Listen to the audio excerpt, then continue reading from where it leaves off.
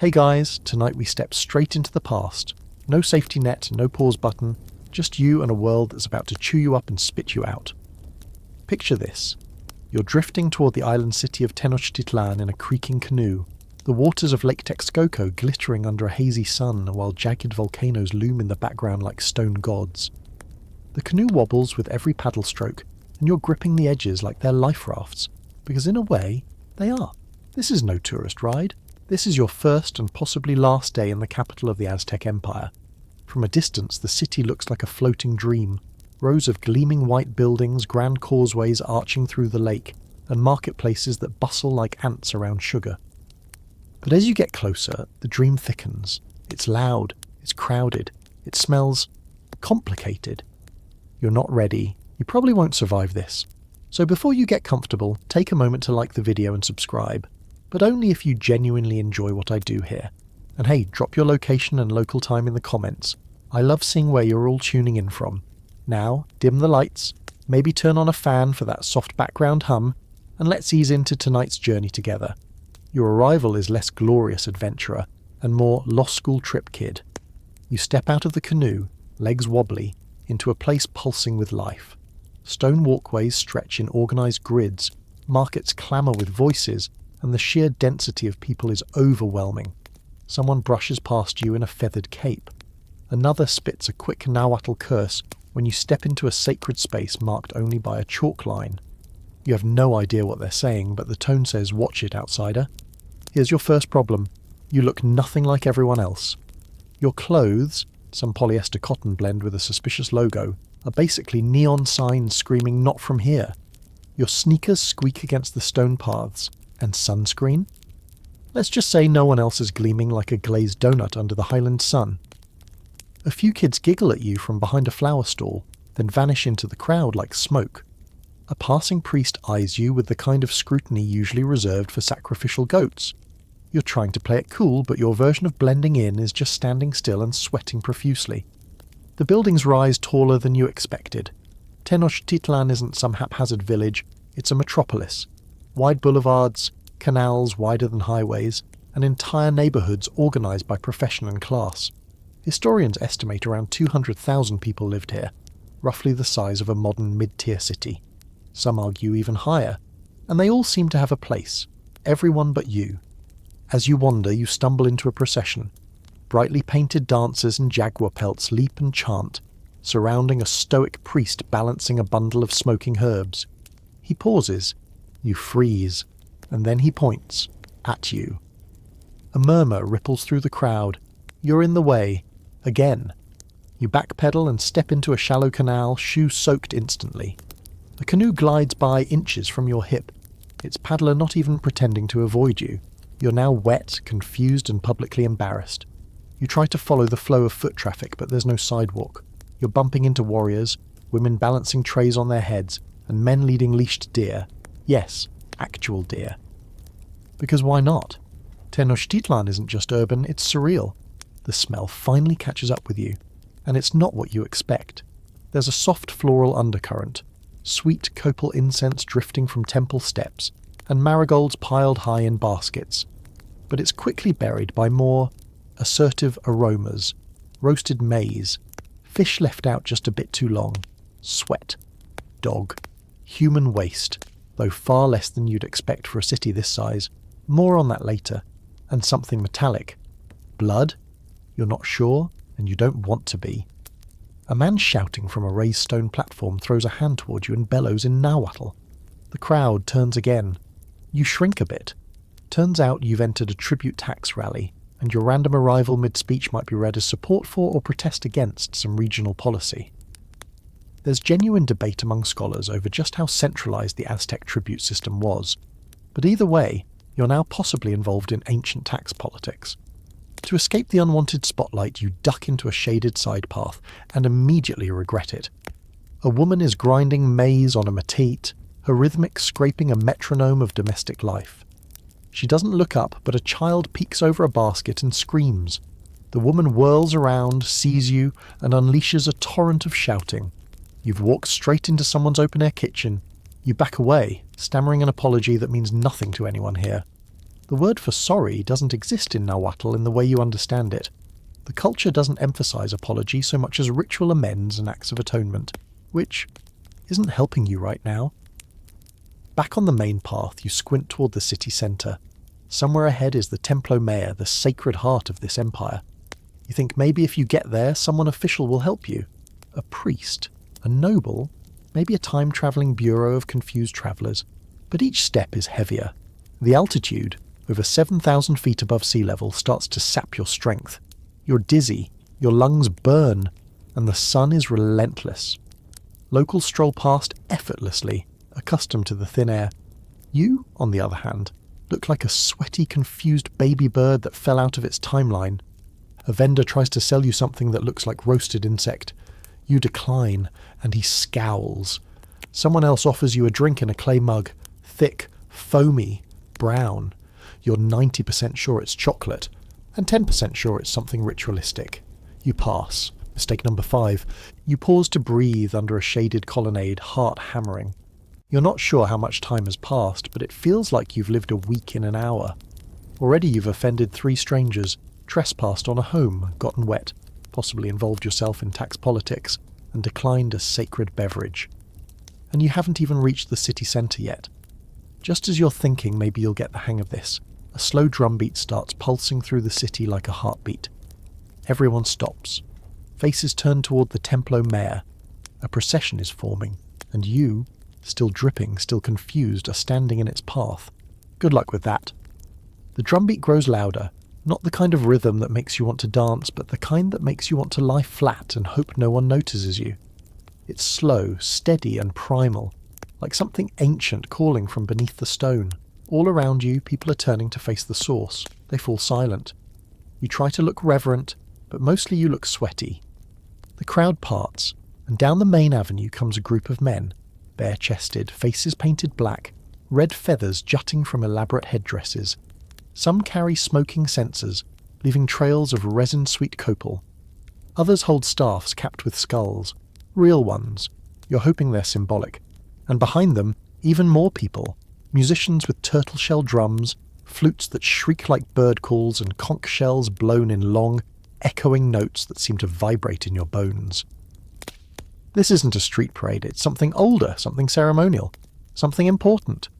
You do what any sensible person would do. You sidestep into an alley and try to disappear. That's when it hits you. The smell. A wall of scent like someone set off a scented candle store and a fish market at the same time. It's overwhelming, and it doesn't help that the alley you've chosen is not exactly fresh. You gag.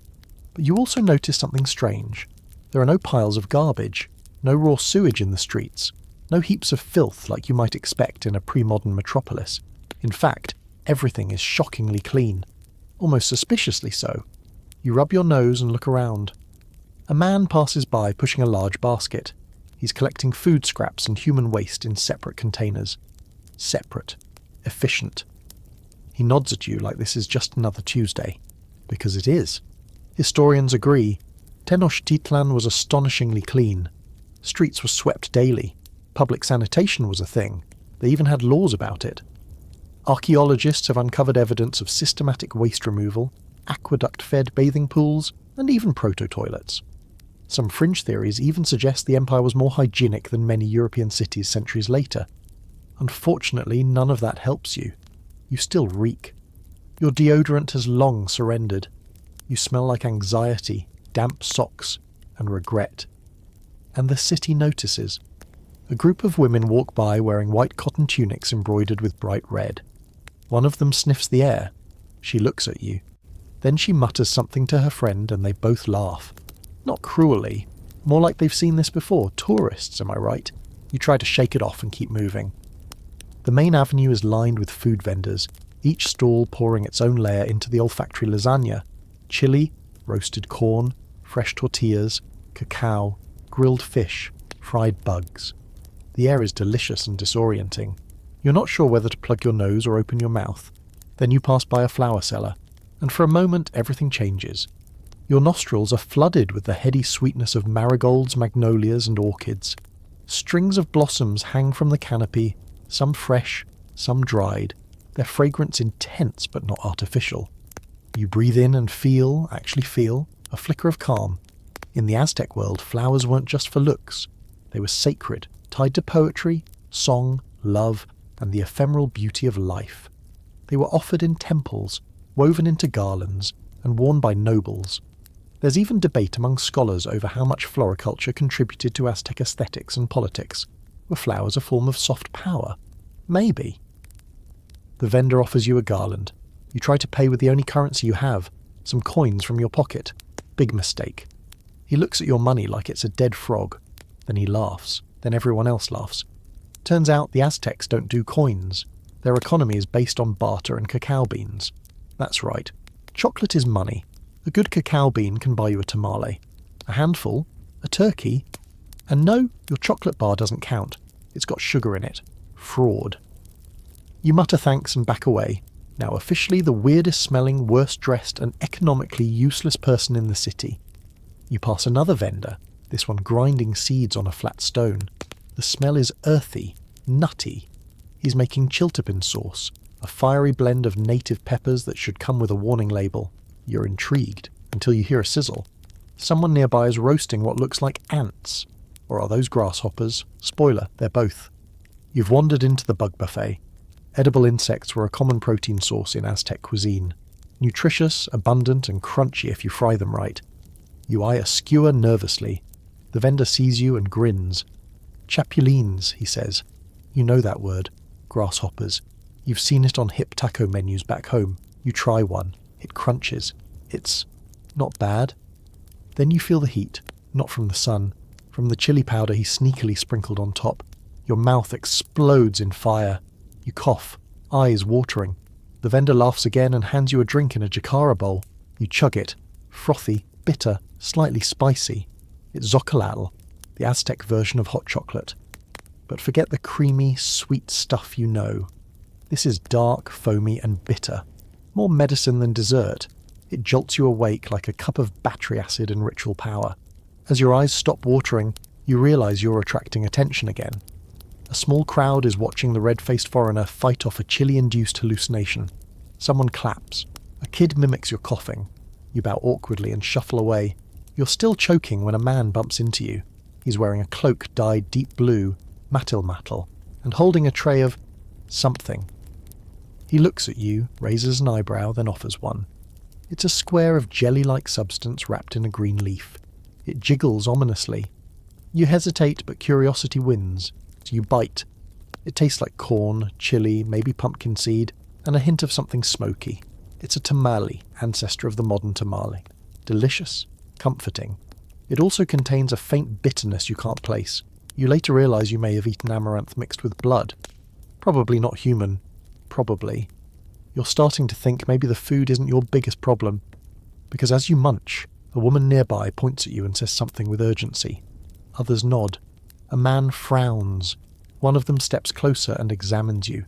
Your face, your smell, your clothes. Someone whispers the word teotl. You remember just enough from a documentary to know that teotl can mean God, or divine force. It's not always a compliment. Sometimes it means, this person's too weird to be real. Or worse, an omen, a bad one. You hold up your hands, you smile, you try to explain. But no one's listening. The drums in the background start again, slower this time, heavier. Like they're keeping pace with something big, something coming. And you, still clutching your chili-crusted grasshopper snack, are standing dead centre in the path. The drumming doesn't just echo. It presses against you, as if the sound has weight. You feel it in your ribs, your teeth, your spine. The kind of sound you could walk on if you were brave or foolish enough. Everyone around you moves in one direction, back straight, faces solemn, and somehow you're the only one standing still clutching the remnants of your buggy snack like a confused raccoon in a Rite Aid. People begin kneeling, not dramatically, just quietly, like they've done this 100 times. Heads bow, eyes lower. You follow their gaze and, you finally see what they're facing. It's not the Templomare itself, that hulking double pyramid you've seen in illustrations and dreams. Not yet. No, what's approaching is someone.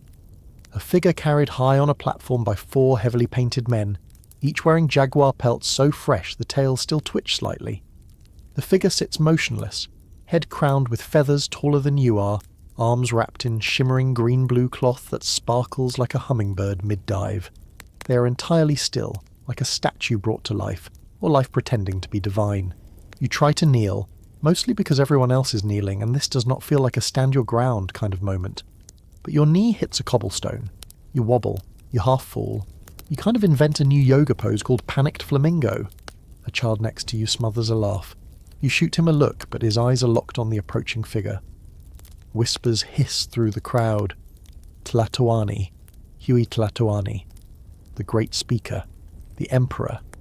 You're in the presence of Montezuma II himself, and now you're the one about to faint. Let's take a breath.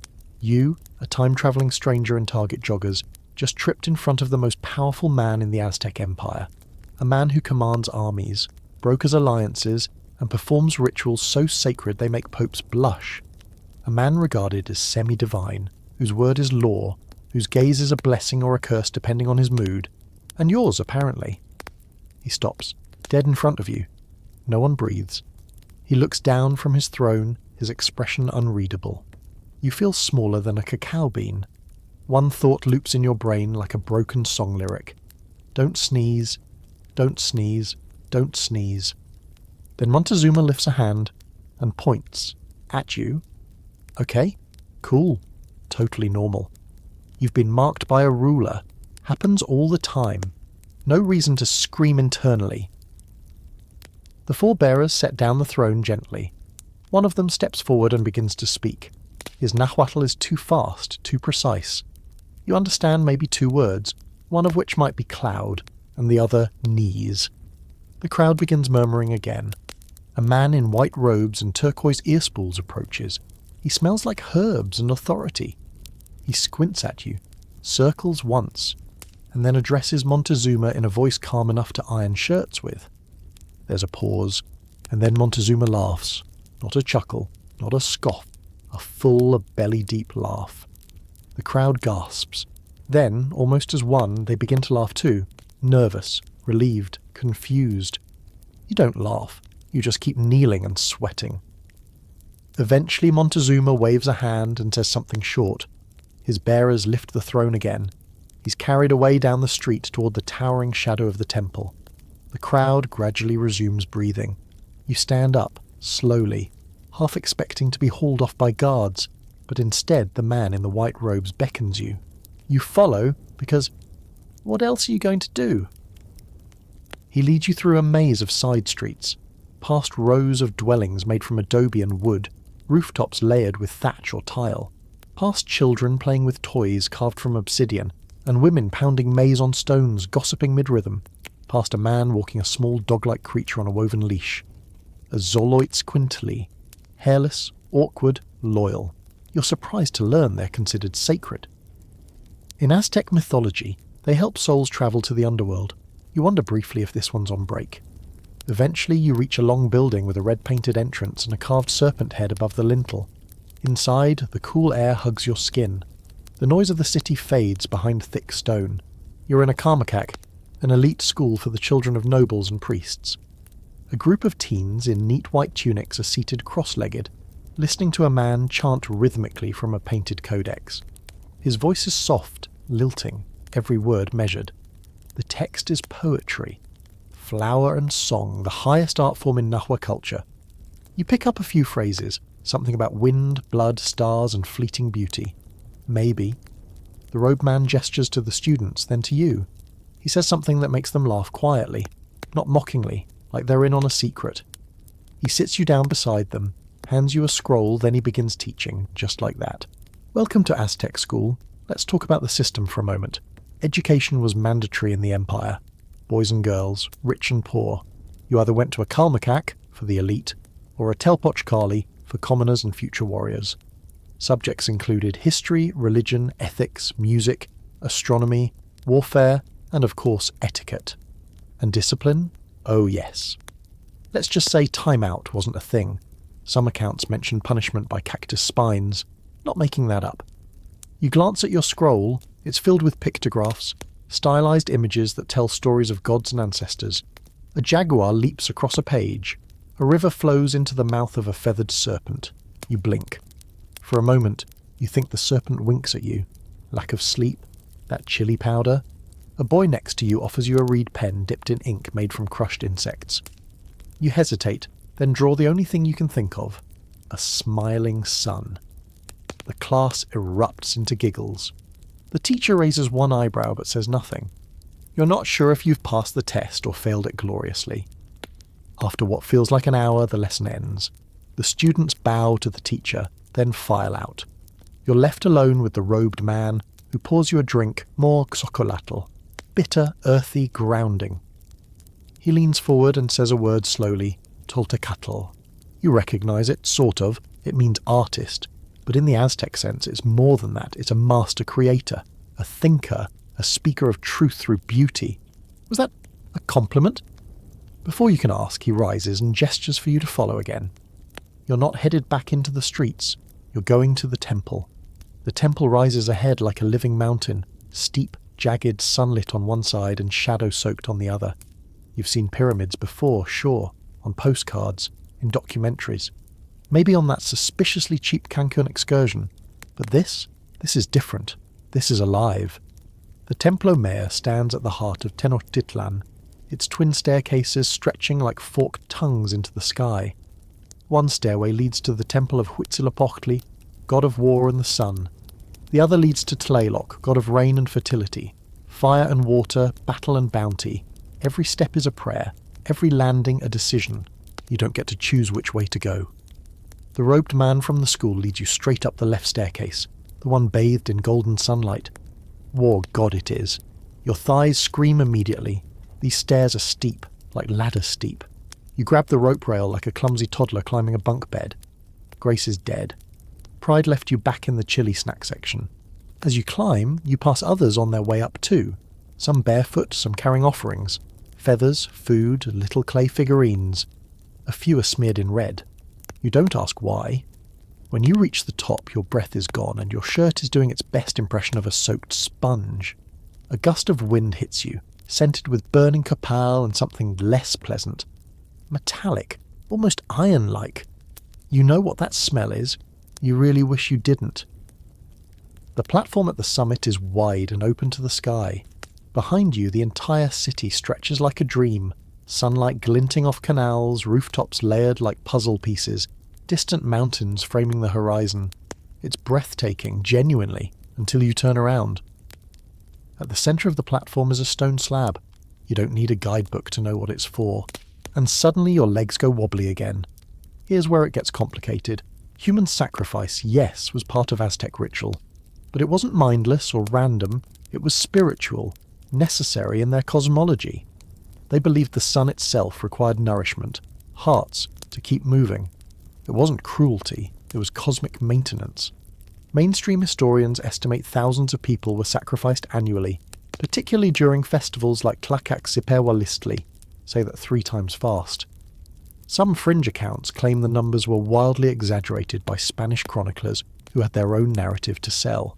The truth? Scholars debate that endlessly.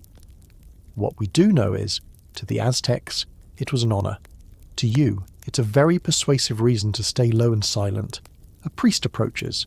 His face is painted black, his robes trimmed with red. He's holding a flint knife, curved and chipped, sharper than any scalpel. He doesn't look threatening. He looks serene. You whisper to your robed guide, "I'm not part of this, right?" He doesn't answer, just motions for you to kneel again. You kneel, because fear overrides logic every time. The priest sprinkles something around you. It smells sweet and sharp, like crushed flowers and stone dust. He begins chanting. The others on the platform join in. You realise this is not a sacrifice. This is something else. A ritual cleansing, a spiritual check-in, maybe a test. You're scrubbed with eagle feathers, doused in water from a ceramic vessel, and smudged with incense so thick your eyes burn. At one point, a handful of crocodile dung, remember that, is pressed into your palm. The priest mimes rubbing it on your skin. You politely pretend to follow along. It was used as sunscreen, by the way, apparently effective, if not exactly FDA approved. Then something wild happens. They begin singing. Softly at first, like a wind in a field, then louder with drums joining in. It's not music like you know it. The rhythm is irregular, like a heartbeat on the edge of panic. The melody snakes through your ears and into your chest. You feel light, untethered. Your skin tingles, your heartbeat slows. You're not floating exactly, but you are somewhere else, somewhere outside time. You're watching the sun. It bleeds into the sky, glowing red and gold. And for a second, just a second, you feel what they feel, that this light is sacred, fragile, and completely dependent on the humans below to keep it alive. Then the song ends. The wind picks up, the moment is gone. The priest touches your forehead and says a word that sounds like Kwali. Good, approved, probably not cursed. You hope, and that's when you see it. Him, again. Montezuma. He's standing at the edge of the platform now, hands raised, addressing a new group of warriors who've climbed the opposite stairway from Tlaloc's side. His voice carries, not yelling, but clear, like a story told by firelight. You don't understand most of the words, but you catch one. Teotl. Again, that word, directed at you? He says more. The warriors glance your way. No one moves. No one looks angry. But you've definitely become a thing, a symbol, maybe a sign. You're now an open question in the Aztec cosmos. Are you a messenger, a warning, a joke? Nobody knows, least of all you. As Montezuma finishes speaking, a conch shell sounds below. It's followed by a ripple of cheers and war cries. Warriors descend the stairs, spreading out into the city. There's something happening. A ceremony, a campaign. You turn to your robed guide. He looks you up and down, then says very clearly, "You go to Kalmakak again." And just like that, your holy mountaintop moment is over. Time to go back to school. Back in the Kalmakak, the air is cooler, thick with incense and dried herbs, undercut by a faint tang of lime dust and old parchment. Your feet ache from the temple stairs, your shirt is clinging to your back like cling wrap, and your brain still feels like it got dunked in ceremonial cacao. But the students are unfazed. They've already resumed their quiet routines, grinding pigment from crushed cochineal beetles, sketching codex symbols on stretched bark paper, practicing prayers with calm, chant-like precision. You're handed a new scroll, a different one this time, more complex, more crowded, symbols within symbols, the same stylized figures you saw earlier, but now they're doing things. Warring, farming, weeping. This is Aztec history, but it's not laid out the way you're used to. No dates, no bullet points, no footnotes from grumpy academics. Here, history is lived through Tlaquilos, the scribes and painters. Every mark on the page is sacred, part art, part data, part spell. The past isn't just remembered, it's kept alive through storytelling, ritual and repetition. You get the sense that forgetting isn't just inconvenient, it's dangerous. You sit cross-legged and try to copy a glyph. Your sun from earlier is now a little more respectable. Someone even added rays to it while you were gone. One of the students nudges you and points to a figure in the scroll, a warrior with a hummingbird headdress and a serpent staff. He says a word slowly, Huitzilopochtli. Yeah, him again. The sun and war god. The one who lives at the top of the temple and apparently likes a little blood with his breakfast. You repeat the name badly. The kid winces like you just insulted his ancestors, which technically maybe you did. The instructor approaches and launches into another lesson. Half chant, half performance. It's about the founding of Tenochtitlan. You catch enough to piece it together. Centuries ago, the Mixteca people wandered looking for a sign, a place to settle. That sign, an eagle perched on a cactus devouring a snake. And they found it, right here. Never mind that it was on a swampy lake bed crawling with mosquitoes the size of falcons. The omen was clear, so they built, and dredged and reinforced and dreamed, until they'd raised a city on water, a Venice before Venice. You look out the window again and really see it now, the engineering, the vision.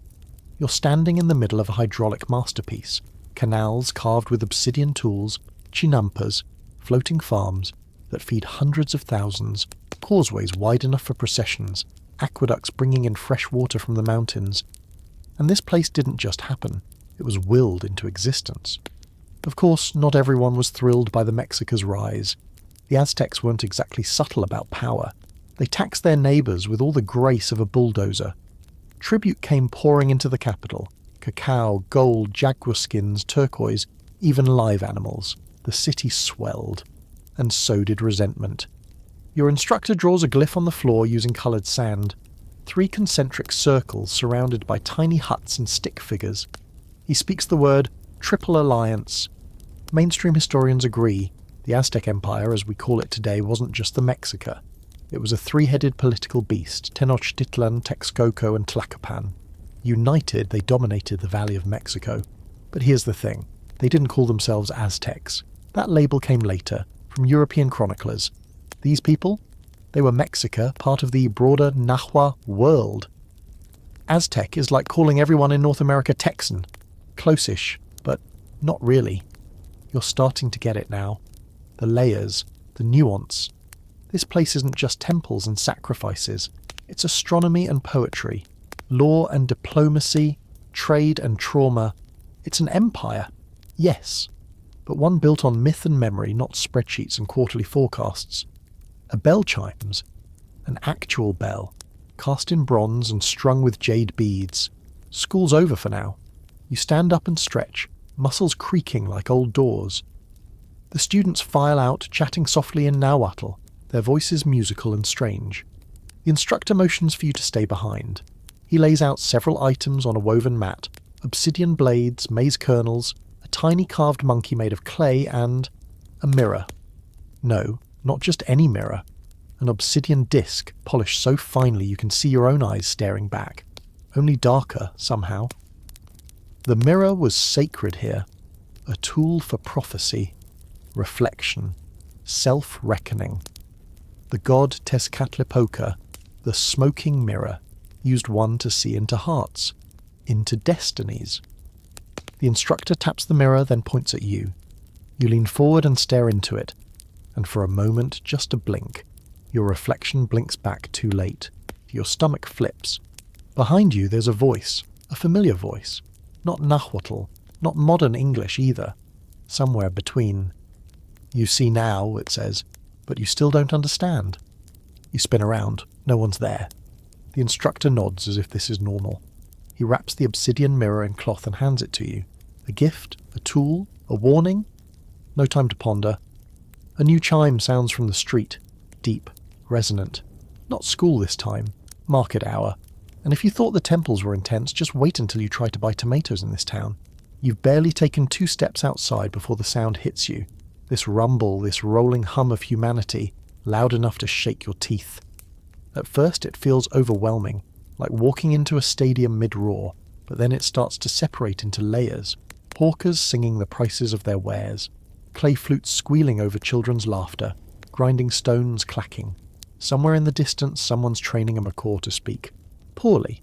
Welcome to the Tlatelolco market, the absolute beating heart of Tenochtitlan. It's a lot. You've seen farmers' markets. You've seen those Instagrammable rows of colour-coded veggies. This is none of that. This is chaos, engineered to perfection. Rows of stalls stretch in every direction, and each one sells exactly one type of good. Fruit in one aisle, obsidian tools in another, fish over there, fine capes way over there. The organisation is unreal, more structured than your junk drawer has ever been. Fringe accounts claim this market drew up to 60,000 people a day. And looking around, yeah, that tracks. You're being jostled, elbowed, and subtly evaluated by every vendor you pass. You definitely stand out, like a disoriented llama at a disco. A woman selling chili paste leans over and offers you a free whiff. You sniff. Big mistake. Your eyes water instantly, your throat tries to close, and you're convinced you've just inhaled powdered lightning. She laughs gently and hands you a piece of tortilla. It helps, barely. This is where the Aztec economy comes alive. They didn't use coins. Instead, they dealt in cacao beans. Yep, your hot chocolate addiction was once literal currency, and cotton cloths called cuachtli. You could buy a tomato for a bean, maybe a rabbit for 100. A canoe? That'd set you back several high-quality cloaks. Basically, the Aztec IRS would have a field day trying to audit this. Your robed guide from earlier suddenly reappears, like a ghost who moonlights as a tour director. He points to a stone bench shaded by a cloth canopy and gestures for you to sit. You do, mostly to protect your overworked legs. Across from you, a man unrolls a mat. On it, carved figurines, shell bracelets, feather fans, and something suspiciously close to a rubber ball. You point to it. The vendor nods. Yes, this is Ullamalistli equipment, the ball game you've vaguely heard of, where players bounce a solid rubber ball off their hips in what's essentially ancient dodgeball meets deathmatch. Not everyone who loses gets sacrificed, despite the myth, but sometimes, high stakes. Scholars still debate the exact rules of the game, but one thing's clear. It was spiritual theatre, with players acting out cosmic battles between dark and light. You ask the vendor if you can hold the ball. He lets you. It's dense, heavy, surprisingly sticky. You imagine playing with it and immediately dislocate your imaginary hip. Farther down the row, a crowd gathers around a group of pochteka, long-distance merchants who've just returned from a trade journey.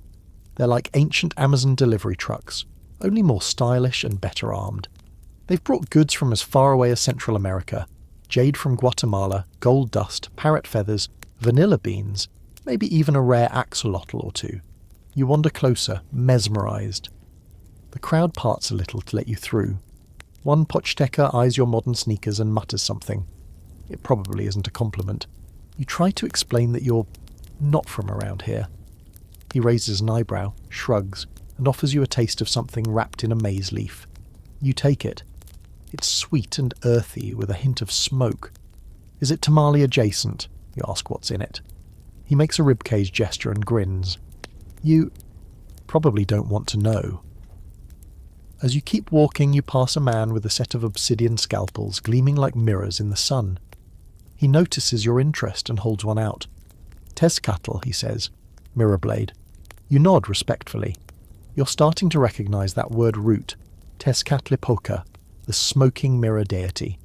The obsidian mirror from earlier starts to feel heavier in your pouch. And then you smell it. That same metallic scent from the top of the Templo Mare. It's not coming from a temple this time. It's coming from a butcher's stall, only these aren't animals. They're people, or at least parts. Arms legs, laid out on woven mats like ham hocks. You freeze. A passing child doesn't. Zompantli, the kid chirps. Skull rack. Yeah, you remember that one. Rows of skulls stacked like melons at a grim little produce stand. You want to be horrified, and you are, but the people around you don't react. This isn't taboo here, it's reality. Sacrifice wasn't hidden, it was central. A holy act, a sacred gift. Not something to be whispered about at awkward dinner parties. Your guide returns and pulls you away before you get too pale-faced. He leads you to the edge of the market where there's a quieter area. Poets reciting verses, artists painting on bark paper, elderly women teaching children to shape clay. It's peaceful here, unexpectedly soft. You sit beside a painter watching her brush delicate lines across a codex page. She hums as she works. The image she's making? It's you. A stick figure, yes, but unmistakably foreign. Modern shoes, weird haircut, holding a mirror. You laugh softly, then realise your presence is already being recorded, added to the story, folded into myth. But how will your part end? No time to dwell. The guide leans close and whispers, "You go to house now." A house? Finally? Yes, but spoiler alert, it's not the Airbnb you're used to.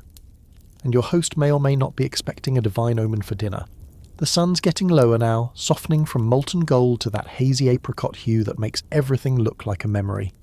Your feet ache, your stomach keeps reminding you that it doesn't run on obsidian and culture, and your head is still buzzing from the bone market surprise back there.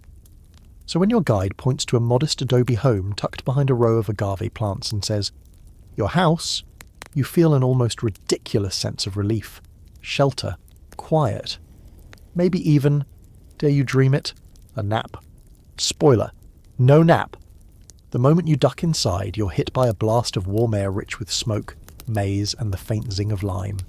It's a Calmcac household, though your host family isn't priestly. They're ordinary Nauar people. Except there's nothing ordinary about daily life in the capital of an empire where rain gods need coaxing and tortillas carry social weight. Your new hosts, a wiry farmer named Itzcoatl and his mother Xochitl, greet you with curious eyes but kind faces. You respond with an awkward bow, which might be inappropriate, but no one corrects you. The house itself is small but ingenious. One main room with a hearth, sleeping mats rolled into corners, dried herbs hanging from the ceiling beams. There's even a temazcal, a steamy little sweat lodge tucked in the back, though you're told to earn your bath. And how do you earn it? With work, obviously. Xochitl hands you a matat, a grinding stone, along with a bowl of soaked maize. You get the hint. Time to make masa, the dough for tortillas and tamales. You kneel, position the stone roller and begin. Within seconds your wrists are complaining, your shoulders are twitching, and you're 95% sure you've invented a new repetitive strain injury. Xochitl chuckles softly and shows you how to do it properly. It's all in the rhythm, she says, and the weight, the grind. This is more than food prep. It's cultural alchemy, turning kernels into life. Mainstream historians agree, maize wasn't just sustenance, it was sacred. The god Sentiotl embodied it. The Popol Vuh, one of the few surviving Mesoamerican texts, claims humans were formed from corn. And honestly, after just 10 minutes of grinding, you're convinced. This stuff is life, and your upper arms are dying for it. Next up, tortilla formation. You try rolling the dough into a ball, patting it down and tossing it onto the comal, a flat clay griddle. It flops like a soggy frisbee. Xochitl rescues it mid-flop and smooths it with practiced grace. You're demoted to fire tender, a much safer role, even if the smoke does make your eyes water like you're mid-breakup. Chapulines, he says, grinning. Crunchy. You try one. It's crunchy, all right. Like a crouton met a cricket and decided to throw a fiesta in your mouth. Not bad, actually. There's a nutty depth, and you're too tired to argue with protein. Once the food's set out, everyone sits cross-legged. No table, no forks, just hands, tortillas, and quiet appreciation. You're about to bite in when Itzcoatl holds up his hands and offers a small prayer. Not performative, just reverent. A soft word of thanks to Tonakatecutli, the god of sustenance. You echo the gesture, hoping it's close enough. Your tortilla droops slightly in agreement. Here's where things slow. The food, the flickering fire, the family's rhythm, it all starts to settle into you. You notice details. How Xochitl hums while she eats. How the clay cups are slightly mismatched. How a tiny dog sneaks in and curls by your knee, radiating exactly the amount of warmth you didn't know you needed. And then, a knock. A sharp, rhythmic knock. Not like a "can I borrow sugar" knock. More like, prepare yourself. A neighbour enters, taller, dressed in woven finery, with feather earrings that shift like they're alive. He bows briefly and speaks fast, something about a dream sign and a cloud snake. You catch maybe one word in 10. Itzcoatl listens, frowns, then turns to you and translates as best he can. The local diviner has had a vision, a storm serpent in the night sky. Someone new must interpret it. That someone might be you, because apparently you arrived right as Venus shifted phases. In Nahua cosmology, Venus wasn't just a pretty planet. It was Tlahuizcalpantecutli, the Lord of the Dawn, a god with a vendetta and an erratic temper. And when Venus appears in the morning sky, strange things happen. Ill omens, war, transformation. Some fringe researchers even believe these alignments were used to schedule events. Rituals, coronations, sacrifices. The Aztecs read the sky like we read DMs, carefully, obsessively, and with a tendency to spiral. So when someone like you shows up during a Venus rising, it's noticed. Xochitl doesn't seem surprised. She brushes off your shoulder as if preparing you for something more than just lint removal. You protest. You don't know any omens. You can barely pronounce the word Zompantli, let alone interpret the godly mood swings of celestial bodies. But this isn't about credentials. It's about timing, symbolism, presence. You're guided outside into the cool evening air. The stars are out. Pin-sharp, shimmering and unfamiliar.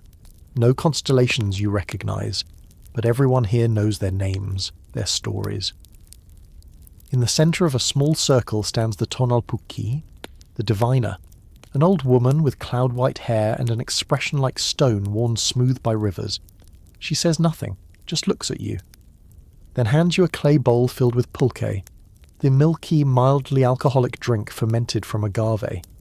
You're told to sip and speak whatever comes to mind when you look up. You hesitate, take the drink, look to the sky, and for a moment, only a moment, you swear you see a serpent coiled in starlight slithering between Venus and the moon. You speak, softly. Maybe nonsense, maybe truth. And the circle listens. When it's over, no one laughs, no one claps. The diviner simply nods once, then turns and disappears into the night. You return to the house, pulk is still warm in your belly, and finally sink onto a woven mat. You lie there, staring at the ceiling beams, still tasting the smoke, still hearing the stars. Sleep is coming, but so is the dawn. And tomorrow, you're heading out to the fields. Hope you like mud, frogs, and divine expectations. The dawn creeps in slowly, first as a dim blue smudge over the lake, then as long golden fingers slipping through the reed mats on the windows. But you're already awake. Because apparently Nahua roosters have zero chill, and someone somewhere is playing a flute that sounds exactly like a snake having a panic attack. Your body aches, your spine is one long complaint. And yet, the moment Xochitl presses a hot tortilla into your hand, fresh from the comel, with a smear of beans and crushed pumpkin seeds, you forgive it all. Almost. You step outside with Itzcoatl, who hands you a wooden digging stick, a koe. You grip it with the confidence of someone who's never actually used one, and together you head to the Chinampas, those famous floating gardens that make Tenochtitlan look like a city stitched right onto the water's surface. Except, they're not really floating. That's the first myth busted. These gardens are actually anchored platforms, soil stacked on woven reeds, supported by canals and framed with awehoti trees. You step onto one carefully, half expecting it to sink. It doesn't. It feels weirdly solid, like a farm in disguise.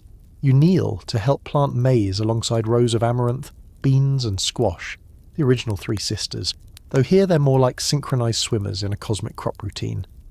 The sun is climbing, birds scream in languages you don't understand, and frogs leap through the shallows like it's their job. Which it kind of is. Itzcoatl shows you how to poke, drop, cover, repeat. Your technique is fine. Not great. You accidentally jab your own foot with the koa at least once. He says nothing, but his side eye speaks volumes. What strikes you is how engineered this all feels. The canals are gridded. The planting lines are geometric. This isn't just gardening, it's hydraulic architecture with a side of divine reverence. According to mainstream scholarship, the Chinampa system could feed hundreds of thousands. It's one of the most sustainable agricultural methods ever devised, and modern agronomists are still trying to replicate it. You splash water on your face from the canal, and a small silvery fish jumps out, slaps you across the cheek, and disappears again. You blink. Itzcoatl smirks. "Chalco welcome," he says. "Apparently you've been greeted by the spirit of the lake, or just an over-caffeinated fish. Either way, you're now officially part of the landscape. As the sun rises higher, other workers arrive. Some steer long canoes filled with harvested goods. Others spread duckweed and lake sediment to fertilize the soil. A group of kids darts past you, barefoot and shrieking, trying to catch dragonflies. One of them has a tiny obsidian knife tucked into his belt like a toy lightsaber. Casual. During a water break, Itzcoatl tells you about Tlaloc, the rain god who controls this whole operation. Tlaloc is beloved, feared, and frankly, a little unhinged. He brings rain, but also floods, disease, and hail. Farmers leave offerings in the canals, flowers, food, small animals to keep him happy. The kids sometimes toss in tooth-shaped figurines or toys, hoping to distract him from sending thunderbolts. There's still scholarly debate on whether those offerings were symbolic, or if the rumours of drowned children were true. You decide not to ask too many questions. A few hours later, you're helping scoop water into small clay irrigation bowls when the wind shifts, and suddenly you smell it. Flowers. Dozens of them. Sweet, heady, a little intoxicating. You follow the scent to a neighbouring Chinampa, where rows of Xochitl marigolds are being harvested for ritual use. A young woman waves you over and points to a bundle of cut stems. "For the Huey Teocalli," she says, "the great temple. These blooms will decorate the stairs during tomorrow's festival." You nod, dazed, and help her pack the flowers into woven trays. The petals stain your fingers gold. You feel like you're working with sunlight made solid. A dragonfly lands on your head. You try to stay cool. It stares at you with compound eyes, then zips away. Maybe you're blessed now. Maybe you're just sweaty. Hard to say. Midday heat descends like a quilt and everyone breaks for lunch beneath a makeshift awning. You chew roasted squash seeds, sip fermented maguey water, and try not to fall asleep upright. Someone plays a bone flute. Someone else starts singing. It sounds like wind through feathers. Then, because nothing in this city is ever just relaxing, a messenger canoe pulls up. A teen boy in ceremonial white hops out, panting, and unfurls a painted scroll. It features a jaguar, an eye, and what looks like a really dramatic nosebleed. Everyone stiffens.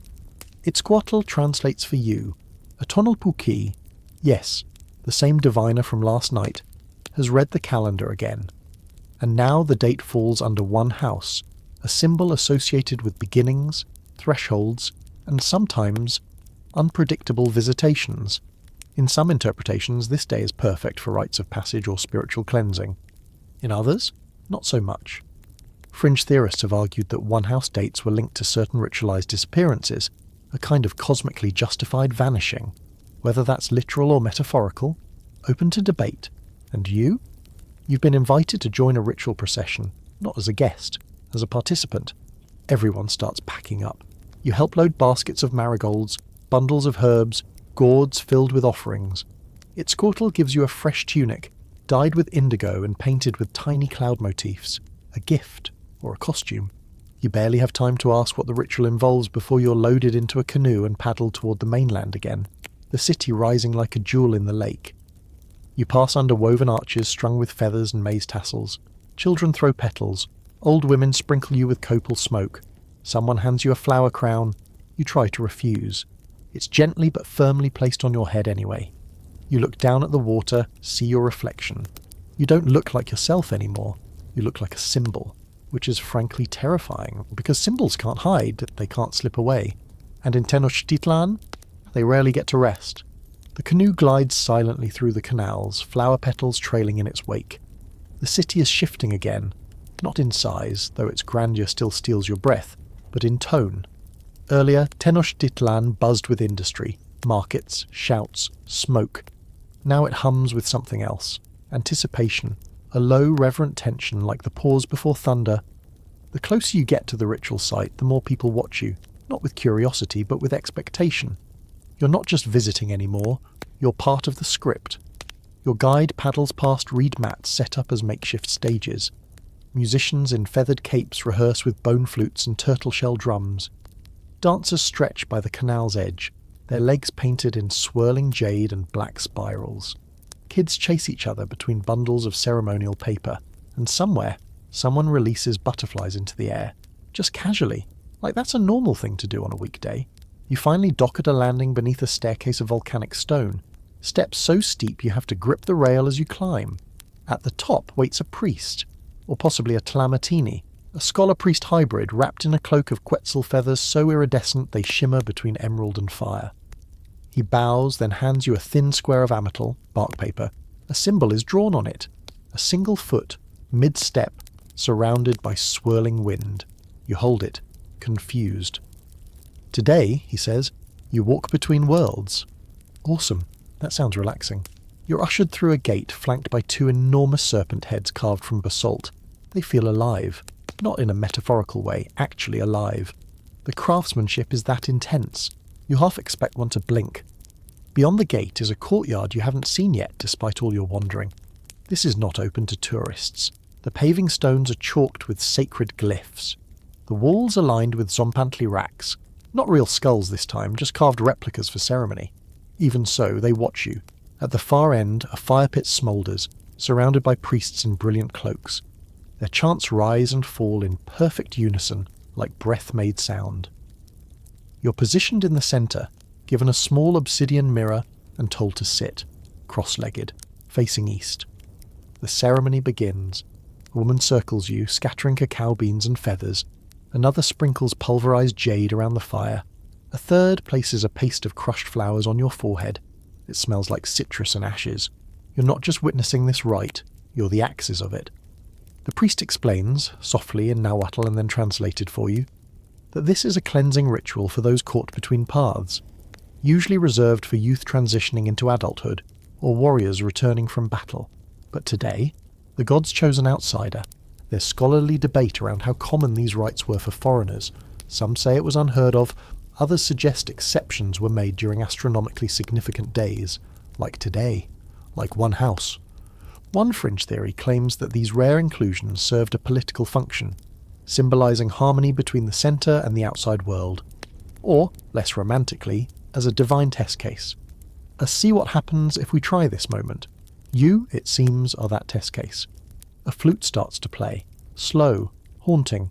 A second joins, then a drum beat, steady as a heartbeat. You're told to breathe in sync with the rhythm, so you try. In, out, in again. And then they blindfold you. Of course they do. You sit in darkness. Sounds magnify. The crackle of fire, the shuffle of feet, the creak of the zompantly beams. You lose track of time. Minutes, hours. You wonder if your legs are still attached. Then, a hand on your shoulder. Firm. Warm. A voice whispers, "Stand." Still blindfolded, you're guided through a sequence of steps. Turn left. 3 paces. Stop. Duck. Right. Kneel. Every move feels ritualized, like you're dancing with ghosts. Finally, the cloth is removed. You're outside again. But not where you started. You're in a garden, high above the city, surrounded by walls but open to the sky. Trees rustle softly in the wind. Butterflies hover over white lilies. A ceiba tree towers nearby, its roots curling like ancient fingers. Beneath it sits an elderly woman grinding pigment on a stone pallet. She doesn't look up. She gestures to the ground beside her. You sit. She hands you a pot of ochre and points to a blank wall, a fresh plaster mural. She nods. You're supposed to paint, which would be a hilarious request in any modern context since you last drew something in 7th grade and it involved stick figures. But now it feels right. You dip your fingers in the pigment, and without thinking, you begin. Not a masterpiece, not even clear images, just impressions. The market, the serpent in the stars, the maze between your fingers, the chinampa mist, the flower crown, you. The woman watches silently, then nods once and walks away, vanishing into the trees. You sit back, unsure what just happened. This isn't how history usually works. There's no textbook version of this part, no dates or battles. Just a quiet moment, a transition, a ceremony that neither welcomed you nor rejected you, but absorbed you. In Aztec belief, identity wasn't fixed. You could be shaped by Tenali, the animating force tied to your day of birth, to the sun, to your inner heat, the choices you made, the rituals you endured, the gods you attracted. You weren't a static you. You were a path in motion. So now you rise, one step heavier with meaning, one mural deeper, one ritual weirder. You're escorted out of the garden, down stone steps that wrap a temple wall, and back into the public part of the city. The crowds are starting to gather. The air smells like incense and sweat and roasted chili again. Life is rushing back. And that's when it hits you. You haven't eaten since morning. A young boy spots you, grins, and hands you a tamal wrapped in maize husk. No words, just food. You take it. Bite. It's warm, spicy, filled with squash blossoms and black beans. You chew slowly, absurdly grateful. Tomorrow's another day. But tonight, you're sleeping with flour paste on your forehead, dreams coiled like serpents under your skin, and one extremely weird wall mural forever etched into sacred plaster. Tenochtitlan hasn't killed you yet, but it's getting uncomfortably creative. You're woken in the dead of night, not by drums or flutes or the occasional ceremonial conch shell, but by laughter, high-pitched, somewhere between glee and menace, and close, way too close. You sit bolt upright in the woven mat bed, heart thudding like a Huehuetl drum. A second laugh cuts through the darkness, then a third. It echoes weirdly, like it's bouncing off water. Xochitl is already up, wrapping a shawl around her shoulders, eyes narrowed toward the door. "Ah, the Ahwizotl," she says it casually, like you'd say, "Oh, squirrels again." Right. You step outside. The moon is low, casting silver across the canal water, and there, rippling between the reeds, is something you don't want to describe. But here we go. It's small, sort of like a hairless monkey crossed with a river otter, but with long, grasping fingers and... Is that a hand on its tail? Yes it is. It stares at you, grins, then vanishes under the water. According to Aztec lore, the Ahuizotl was a lake-dwelling creature that dragged people, especially nobles and scribes, into the depths. Not for food, for something weirder. It stole fingernails and eyes. Lovely. There's open scholarly debate on whether these creatures were symbolic, invented to explain drowning deaths, or exaggerated sightings of otters gone rogue. But to you, none of that matters. You just watched a mutant hand-tailed nightmare give you a cheeky wink. You're officially not going back to sleep. Instead, you follow Xochitl and Itzcoatl to a rooftop watchpoint where other families are already gathered. Quiet. Alert. Everyone's looking west. That's when you realise tonight's celestial event is more than entertainment. It's a cosmic deadline. The stars over Tenochtitlan aren't just decoration. They're calendars, storytellers, even deities. And tonight, the sacred fire ceremony of Siumolpili is approaching. Literally the binding of the years. Every 52 years, the Aztec calendar completes a cycle, and the world flirts with annihilation. Again. See, they believed that at the end of a cycle, the sun might not rise. Just no reboot. The gods might get tired of holding everything up and let it all unravel like a badly woven reed mat. Tonight is a rehearsal, a mini-cycle alignment. Not the real Siumolpili, but close enough to raise eyebrows and incense levels. High above the city, torches are being lit. Priests chant from the tops of temples. You can hear the distinct rhythm of a Tipanasli drum. Hollow, wooden, resonant. Everyone's tense but calm, like a people familiar with apocalypse. You sit on the rooftop shivering and try to make sense of the sky. There's the fire drill constellation, the serpent path of Mixcoatl. And there, yes, that bright speck on the move is Venus, the morning star, or as the Aztecs knew it, Tlahuizcalpantecutli, the Lord of the Dawn, bringer of omens, not always great ones. Fringe scholars have proposed that Venus's movements were used to time sacrifices, especially during transitional festivals. Others suggest its light was read like an emotional barometer. Too bright, war, too dim, famine. Tonight, it's unsettlingly bright. And that's when the music shifts, from celebratory to sharp. A second drum joins, then a horn, then a low hum from the streets below. You lean over the parapet and see the first of the midnight dancers. They move in formation, cloaked in black, faces painted with skeletal white. In their hands are bundles of pine torches, unlit. They form a procession weaving through the city, heading toward the Hill of the Star, an ancient site just outside the city where sacred fires are kindled during the ritual year-end. One dancer breaks off, heads straight toward your building. You're pretty sure you've been drafted again. The torch is placed in your hands. Heavy, resin slick. You're guided down the stairs into a silent crowd that parts around you like water. No one speaks. No one has to. The message is clear. We're going to relight the world. You walk, past temples and causeways, past chinampas that seem to float in shadow, past statues draped in cloaks for the night. Everything that could reflect the old fire is covered.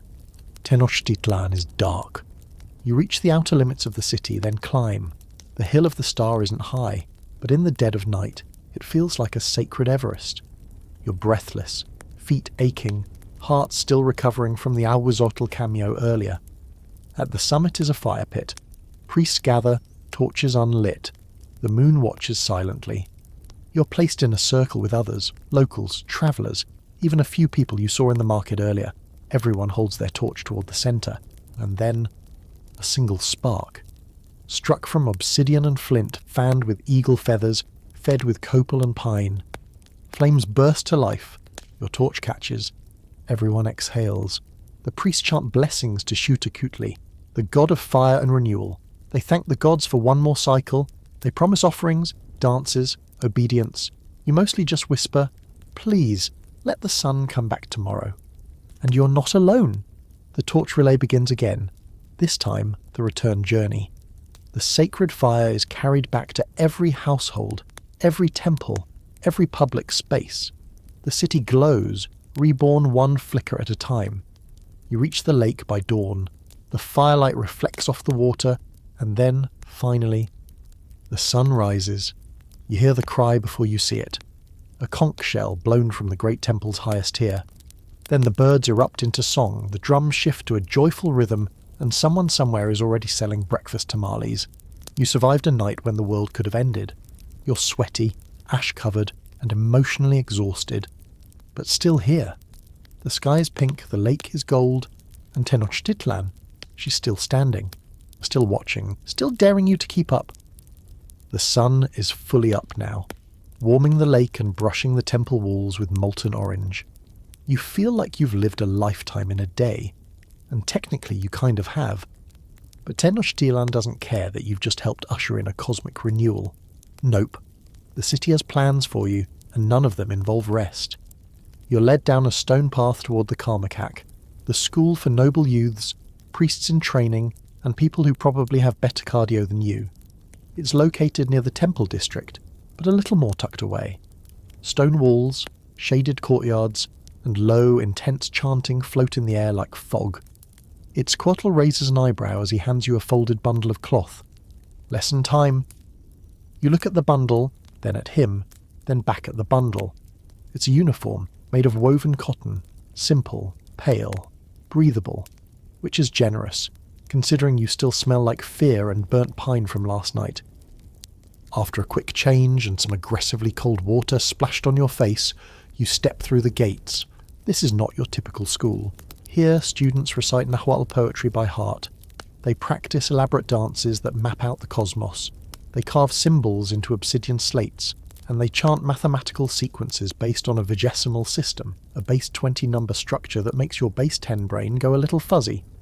Fun fact, the Aztecs used dots and bars for counting, and had a concept of zero. Advanced stuff considering Europe was still arguing over Roman numerals. A master teacher called a Tlamatini, remember him from the ritual section, beckons you forward. He places a smooth obsidian shard in your palm. Draw your tonali. You blink. My what now? He smiles. Your day energy, the heat of your soul, the animal of your birth. You have absolutely no idea what that is. So you start drawing a squirrel, because it's the only animal that comes to mind, and hey, at least they're fast and chaotic like you. He squints. Jaguar? No? Monkey? Sure, you say. Monkey. He nods. Trickster. Music. Movement. You'll do fine. You're paired with a group of boys your age. One offers you a drink made of maize and cacao. Cool. A frothy, earthy kind of smoothie. They don't say much at first, just watch how you move, how you handle tools, how you recite glyphs from a codex, and that's when you realise you're being tested. Not like in a hostile way, more like a study subject. You're the outsider dropped into the heart of elite Aztec education, and they're seeing what you absorb, which is flattering and terrifying. The day unfolds in rigid segments. Morning ritual, chanting, incense and copal smoke so thick your eyes water. Glyph study, deciphering pictographs that represent everything from jaguar paws to solar eclipses. Music class, you're handed a conch shell trumpet, and let's just say you will not be asked to solo. Ethics lecture. A student recites from memory a passage warning against arrogance and gluttony. It's basically, don't be a jerk, don't waste food, and don't act like a Spanish conquistador before that's even a thing. Aztec education wasn't just academic, it was moral training, especially at the Karmakak. You were expected to be humble, disciplined, and prepared to sacrifice for the greater good. Whether as a priest, a ruler, or a military leader, your job was to hold the world up, not bask in it. Midday, you're allowed into the library vaults. No books. This is all codices, accordion-style manuscripts made from bark paper and deerskin, painted with dazzling inks. Priests unroll them with reverent fingers. You spot images of gods, sacrifices, calendars, even maps of Tenochtitlan with causeways like spider legs stretching over the lake. One fringe theory suggests that these codices were not just records but living documents, read aloud in cycles, retouched during celestial events, even altered subtly by the ruling elite. The truth? Still debated. You try copying a glyph with a brush made of agave bristles. It's not great. But your instructor doesn't scold. He just says, you'll return in your next life with steadier hands. You don't know whether to be comforted or horrified by that. After a simple lunch, chili-dusted squash and tamales, you're given your final lesson of the day, flower war etiquette. Yup, you heard that right. You're taught how to conduct yourself during a ritual battle known as a Xochiaoyotl. These weren't fought to conquer land, but to capture warriors for sacrifice. Yeah, turns out not all wars are about borders. Some are about keeping the gods fed. You're handed a wooden sword, Makuahuetl light, no obsidian blades on this training version, and taught basic stances. Low, defensive, elegant, like a dance. Your instructor corrects your grip without a word, just a soft tap on the knuckle. They pair you with a student, smaller than you but lightning fast. You square up, and immediately get swept onto your back. Cool, great, humbling. They help you up. Again, no laughter, just quiet nods. You try again, better this time. You last 10 seconds, progress. As the sun dips low, the Karmakak students file into a ceremonial circle. They place offerings at a small altar. Flowers, feathers, tiny sculptures. You're handed a single marigold bloom and told to speak aloud one thing you've learned. You whisper, "I don't know anything." The priest nods like that's the best answer you could have given. That night, back at Xochitl's home, you collapse into your mat. Your muscles ache. Your fingers are stained with ink. Your ears are still ringing from the conch shell trauma. But your mind is electric. You've never learned so much in one day. Not just facts, but systems of thought, worldviews, rhythms that connect everything from maize cultivation to lunar eclipses. This wasn't a school. It was a cosmos in miniature. You drift off to sleep with the scent of marigolds clinging to your palms and the vague memory of a squirrel-monkey-jaguar creature dancing through your dreams. Tomorrow, they say, you're visiting the Tlatoani, the high speaker of the entire empire. Great, no pressure. Why the fuss? Because today, you're heading into the palace of the Tlatoani, the high speaker of the Aztec Triple Alliance, aka the big guy, the emperor, the if he blinks, cities tremble kind of figure. The palace complex isn't a single structure, but a labyrinthine sprawl of interconnected buildings, colonnades, inner courtyards, and terraced gardens that smell like heaven if heaven were overrun with copal smoke and jaguar skins. Guards in shimmering feathered cloaks watch your every move. They say nothing, but their obsidian clubs say plenty. You pass under a carved lintel showing Huitzilopochtli, the hummingbird god of war, ascending through flames. Casual. Inside, the noise is a symphony of restraint. Whispers over papyrus, the scratch of quill on codex, the occasional distant shout from a diplomatic debate. Because the palace isn't just royal housing, it's the government nerve centre of Tenochtitlan. Here, scribes transcribe tribute records. Priests consult omens for military campaigns. Diplomats argue over maize tariffs. Somewhere, someone is definitely calculating how many cacao beans equal a jaguar pelt. Spoiler, a lot. You're led into a room that's impossibly quiet. Cushioned benches line the walls. Incense curls through shafts of light. And at the far end, seated on a low wooden throne adorned with jade and turquoise, is Moctezuma I, not the one you've heard of from Spanish Contact. This is his predecessor, the wise architect of empire. His face is calm, serene, watchful, like he's already read your soul and filed it under work in progress. You bow, or kneel, or kind of collapse gracefully. It's hard to say. He gestures for you to speak. Your mouth opens. Nothing comes out, which is probably for the best. So he speaks instead. "I hear you visited the Kalmakak." You nod. "You saw the fire ceremony?" Another nod. "You survived the canal beast." That gets a full-body shudder. He smiles, not unkindly. "Then perhaps you're ready to understand what this city is." And then you're walking, together, just you and the most powerful man in the Valley of Mexico, casually strolling through the palace gardens while attendants and guards pretend not to be panicking in the background. He points to the causeways stretching across the lake. "Built by our ancestors, strengthened by my engineers, each stone placed with care because one crack can drown a city." He gestures at a courtyard filled with stone tribute markers. Each of these represents a city that sends tribute. Cloth, cacao, warriors, jade, feathers. Their offerings fuel our greatness. He pauses beside a gilded statue of Quetzalcoatl, feathered serpent god of learning and wind. And yet we forget.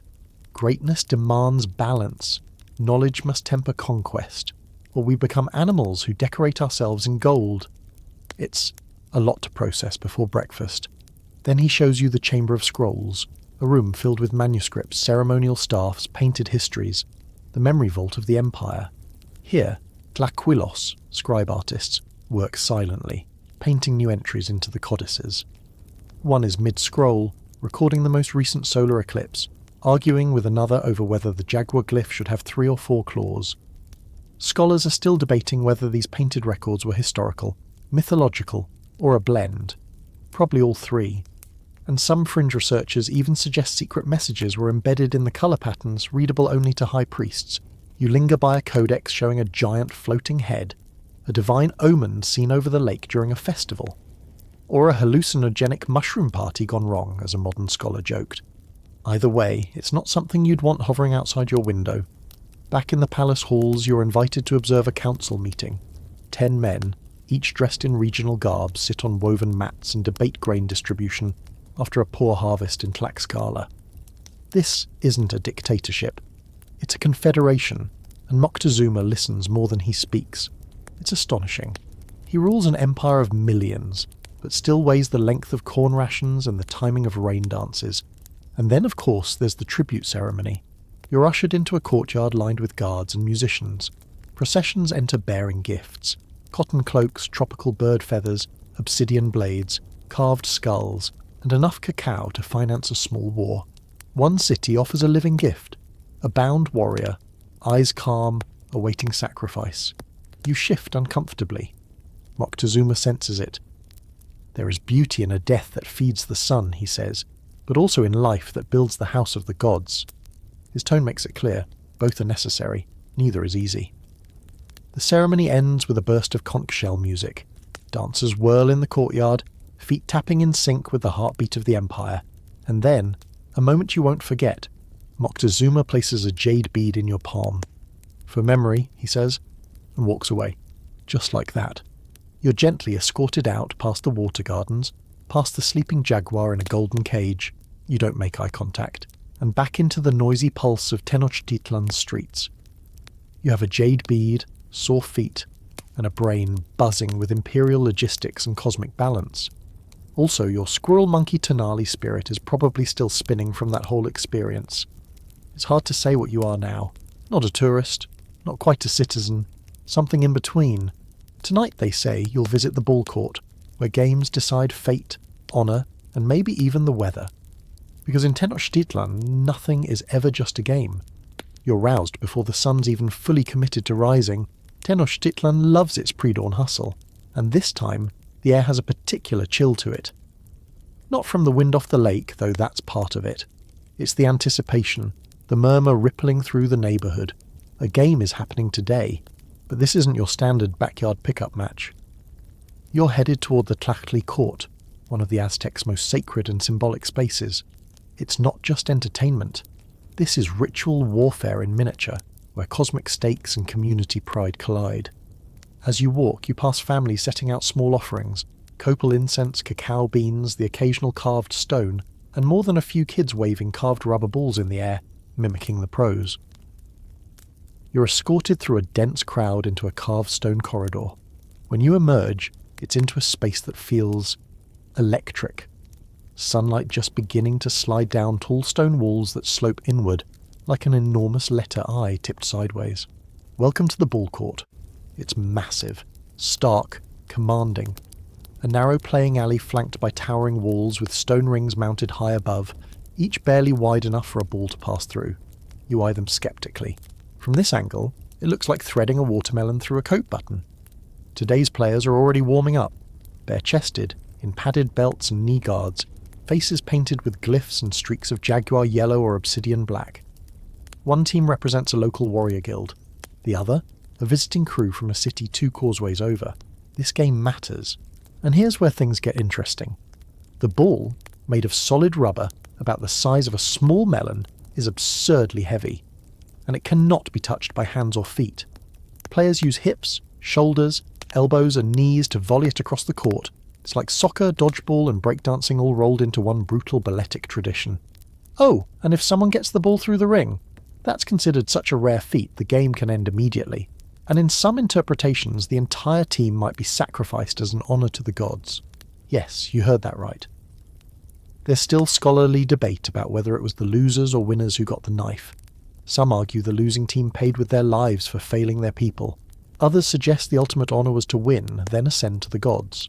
There's even fringe speculation that both teams could face death depending on the specific ceremony tied to the match. Your gut reaction? You're happy to be watching, not playing. Drums begin. A deep heartbeat rhythm that reverberates in your ribs.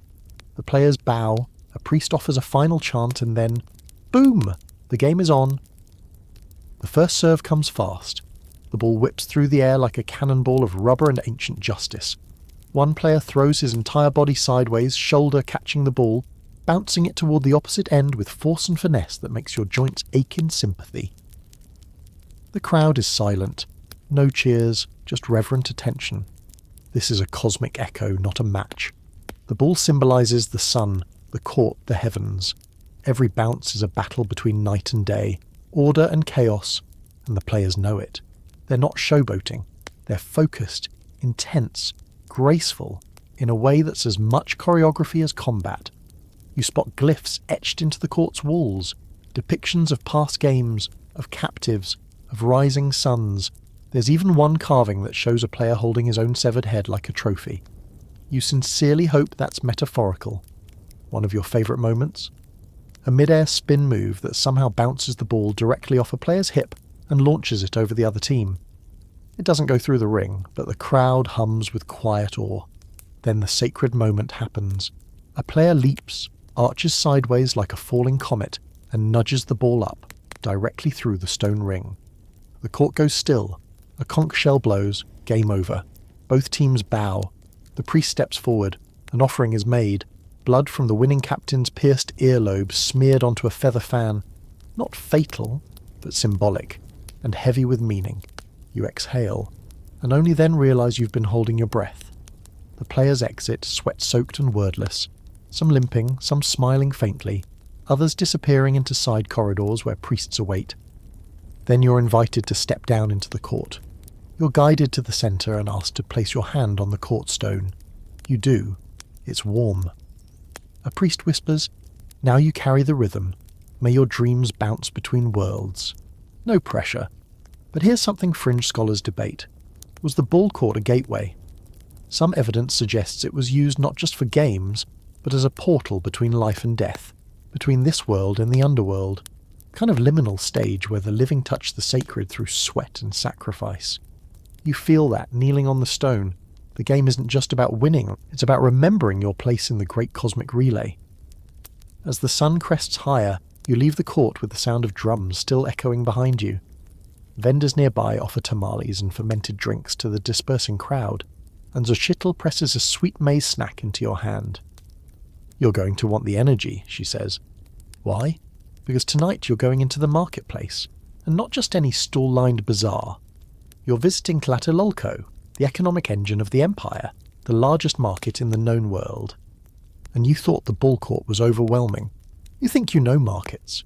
You've stood in checkout lines, haggled at flea stalls, maybe even braved a Saturday farmer's market where someone charged $12 for ethically distressed tomatoes. But you're not ready for Tlatelolco. The scale hits you before the sound does. A wide plain of organised chaos stretching as far as your 21st century eyes can squint. Some estimates say 20,000 to 25,000 people gather here daily, and double that on festival days. It's the largest marketplace in Mesoamerica, and probably the closest thing the Aztecs had to Amazon Prime. If Amazon were run by priests, vendors, and the occasional jaguar pelt dealer, you enter through a stone arch and are immediately hit by a wall of sensation. Colour, sound, smell. Smoke from food stalls mingles with the scent of beeswax, chili, and roasted maize. Children weave through legs, vendors shout in Nahuatl, and every corner reveals something a little more impossible. To your left, a woman slices cacao pods and fans the beans dry on cloth mats. To your right, a man pours liquid gold, not a metaphor from a gourd, actual molten gold, for sale by weight. You pass a toothless merchant selling obsidian scalpels, fun fact, still sharper than modern surgical steel, and a cage of chirping quails someone apparently thinks you'll impulse buy. Then you see it, the great central square, where the city's most important exchanges go down. This is the upscale district of Tlatelolco. High-end cloth, copper tools, carved jade, and tribute-level exotic imports from all corners of the empire.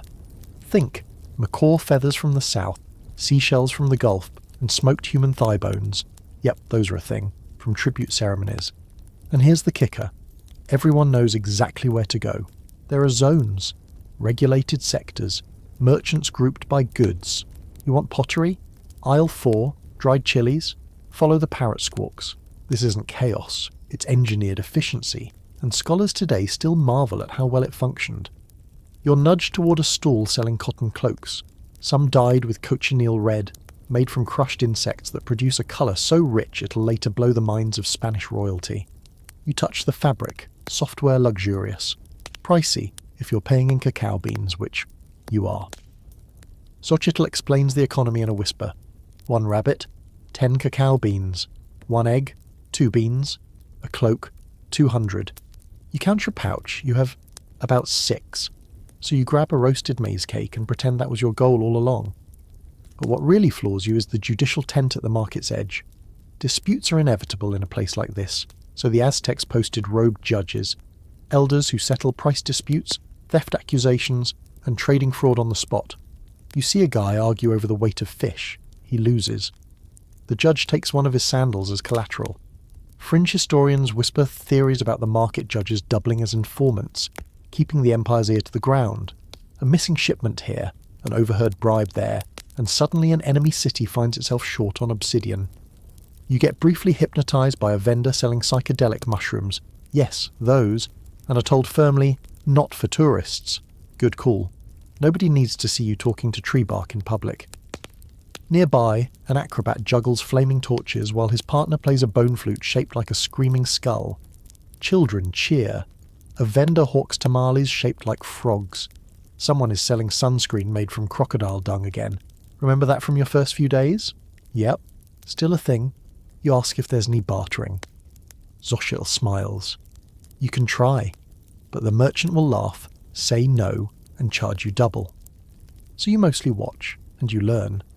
You learn how a civilization with no coins, no wheels, and no horses moves goods across thousands of miles, tracks tribute with painted codices, and distributes food, cloth, weapons, and luxury items with logistical grace the modern world rarely achieves without crashing 3 apps and emailing customer service.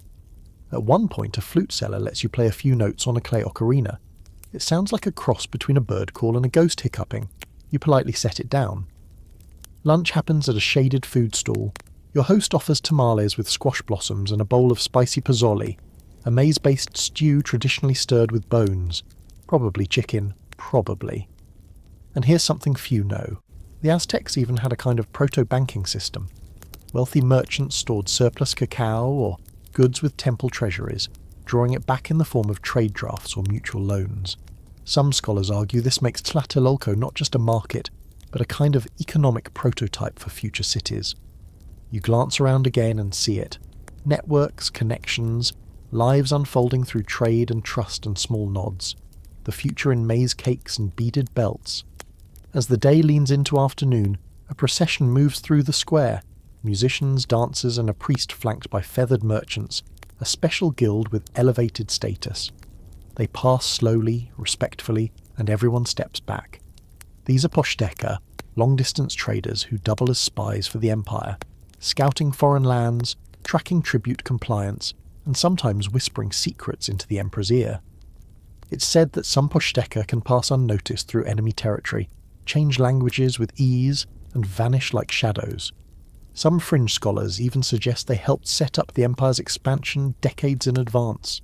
The procession ends at a platform where a trader drops jaguar pelts onto an altar and whispers thanks to Yacatekutli, god of travellers and merchants. You follow the crowd as it thins. The sun begins to dip. The lake catches fire again, orange and gold. You pass stalls closing down, goods packed away, and kids licking cactus fruit popsicles made of pure chaos and joy. Your legs ache, your brain is full, your pouch is empty, but you're changed. Tlatelolco doesn't just sell things. It binds the Empire together, one bean, one braid of rope, one whispered secret at a time. Tonight you're heading to a final ritual, a ceremony under starlight where the priests speak to gods you're not even sure you believe in anymore. You'll feel things you don't have words for. And tomorrow your trial ends. But you already know. you wouldn't last a day. Darkness doesn't fall in Tenochtitlan, it descends like silk, smooth, inevitable, whispering through the streets as if it's a guest politely letting itself in. You're back near the ceremonial centre, that massive pyramid you first gawked at. Tonight, you climb it. Well, you try. The stairs of the Templo Mayor are punishing even in daylight.